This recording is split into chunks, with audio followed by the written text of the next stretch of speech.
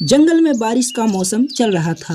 कई दिनों से लगातार बारिश हो रही थी, जिसके कारण पक्षियों के घर में भोजन की कमी हो गई थी। टुनटुनी चिड़िया भी अपनी बेटी के साथ भूखी घर में बैठी हुई थी। तभी उसकी बेटी कहती है, माँ, मुझे अब बारिश अच्छी नहीं लग रही है। अब बारिश से कहो कि वो रुक जाए। हाँ बेटी, जब पेट भूखा हो तो कुछ भी अच्छा नहीं लगता। बंटी कबूतर भी अपने घर में बैठा हुआ था। मैं तो पहले ही कहता था कि मुझे बारिश से सख्त नफरत है। एक तुम हो जो तुम्हें बारिश बहुत अच्छी लगती है। लो बारिश का मजा, ये तो रुकने का नाम ही नहीं ले रही है। जब बारिश रुकेगी तो हर तरफ हरियाली ही हरियाली होगी। 2-4 दिन की बात है। इसके बाद तो हर घर में भोजन ही भोजन होगा। ये दिन भी 2-4 दिन में गुजर जाएंगे। शायद तब तक मैं मर ही जाऊंगा। पूरे जंगल में एक कालू कौवा के पास ही भोजन था, जो उसने दूसरे पक्षियों का भोजन चुरा के इकट्ठा किया हुआ था। ये बारिश का मौसम कितना अच्छा लगता है। मेरे पास भोजन भी है और घर भी। मैं कितना भाग्यशाली हूँ। फिर कालू कौवा गेहूं का एक बाली लेकर जाता है और टुनटुनी के घर के सामने खाने लगता है। टुनटुनी, बहुत मजेदार है ये गेहूं के बालियां। माँ, कालू अंकल फिर आ गए। प्लीज माँ, मुझे कालू अंकल से कुछ दाने दिला दो। मुझे बहुत तेज भूख लग रही है। कालू कौवा, मैंने तुम्हें कहा भी कि तुम मेरी बेटी को ऐसे ना तरसाया करो, मगर तुम किसी को कुछ दे नहीं सकते तो किसी का जी भी मत ललचाया करो। मुझे तो बहुत मजा आता है जब मैं किसी को भोजन दिखा दिखा कर खाता हूँ। पूरे जंगल में ही मेरे पास खाने को अनाज है, बाकी सब तो भूखे हैं। ऐसा कहकर कालू कौवा वहाँ से चला जाता है। रात हो गई थी। सब अपने अपने घरों में सो रहे थे। तेज बारिश होने के कारण बंटी कबूतर का घर टूट गया था। अब हम कहाँ जाएं? मुझे तो कुछ समझ नहीं आ रहा। चलो हम टुनटुनी के घर चलते हैं। उसने अपना नया घर बनाया है और उसका घर बहुत मजबूत भी है। बंटी कबूतर अपनी पत्नी के साथ टुनटुनी के घर जाता है। टुनटुनी बहन, मुझे रहने के लिए जगह दे दो। मेरा घर तेज बारिश के कारण टूट गया है। बंटी की बात सुनकर टुनटुनी चिड़िया उन दोनों को अपने घर ले आती है। टुनटुनी बहन, हमारे घर की छत तो पहले से ही टपक रही थी और आज गिर भी गई। मैं तो कल से ही डरा हुआ हूँ। बंटी भैया, ये घर भी आपका ही है। आप जब तक चाहो तब तक यहाँ रह सकते हैं। तभी वहाँ मिट्टू तोता भी आ जाता है, क्योंकि उसका भी घर टूट चुका था। लगता है किसी का घर नहीं बचेगा, सब टूट जाएंगे।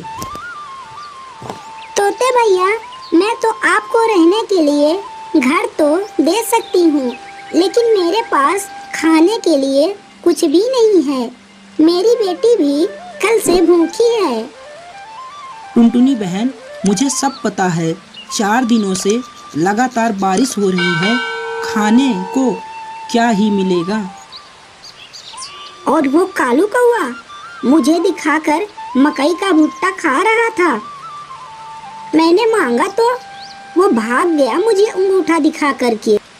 और सब बैठकर ऐसे ही रात गुजारते हैं। सुबह होने पर मिट्टू और बंटी फैसला करते हैं कि वो ऐसी बारिश में भोजन की खोज करने जाएंगे।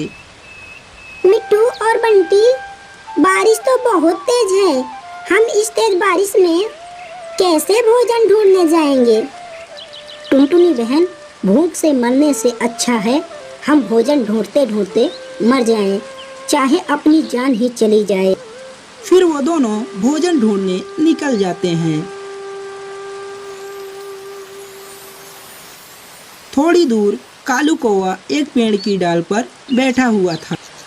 सुनो सुनो बंटी और मिट्ठू, मेरी बात सुनो।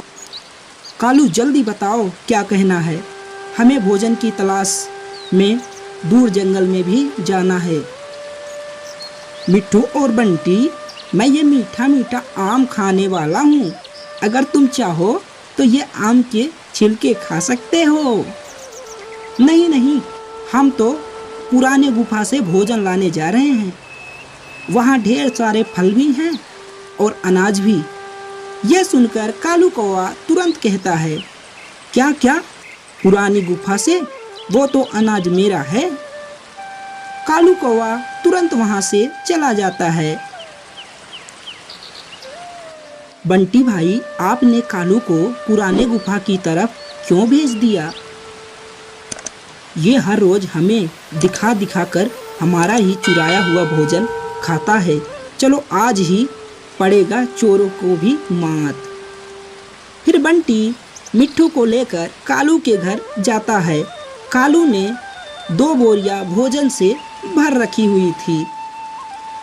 वो दोनों एक एक बोरी उठाकर वहां से चले जाते हैं। यहाँ तो कुछ भी नहीं है। जरूर उन लोगों ने हमें मूर्ख बनाया है। अब मैं तुम्हें बंटी नहीं छोड़ूंगा। बंटी भैया, इतने ढेर सारे भोजन आप कहाँ से लाए? आप पहले बोरियां खोलें, फिर हम बताएंगे। टुनटुनी चिड़िया बोरियां खोलती है। ये आम और केले तो मेरे हैं। और ये सेब तो मेरे हैं। हमारे सारे भोजन कालू कौवा चोरी कर रहा था और हमें ही दिखा दिखा कर खाता है। अब हमें बारिश की कोई चिंता नहीं है। अब हमारे पास भोजन भी है। थोड़ी देर बाद वहाँ कालू कौवा भी आ जाता है। कालू कौवा, चल भाग यहाँ से। हमने हमारा भोजन तुम्हारे घर से वापस ले लिया है। अब हम खाते हैं और तुम बैठकर हमें देखना। कालू कौवा ये सब देखकर रो रहा था। टुनटुनी, ये सच है, मैंने ये सारा भोजन आप सब लोगों का ही चुराया था। अब से मैं चोरी नहीं करूँगा। मुझे थोड़ा सा भोजन दे दो। फिर टुनटुनी चिड़िया उसे एक अमरूद दे देती है। कालू कौवा वहाँ से भाग जाता है। फिर वो खुशी खुशी भोजन करते हैं और बारिश का मजा लेते हैं।